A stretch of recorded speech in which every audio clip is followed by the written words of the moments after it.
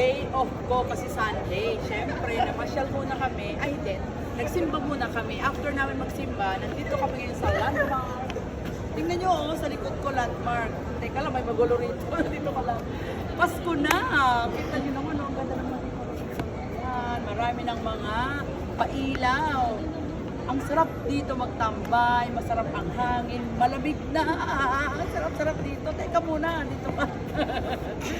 Ayun, no, marami nagtatambay dito. Masarap dito magtambay kasi refreshing. At saka yung pag nakaupo ka, nawawala yung mga problema mo. Kaya guys, punta na kayo rito. Oh, di ba? Pinopromote pang landmark. Landmark, Bakenemen.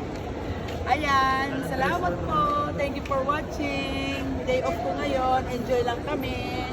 Andito ang aking bebe.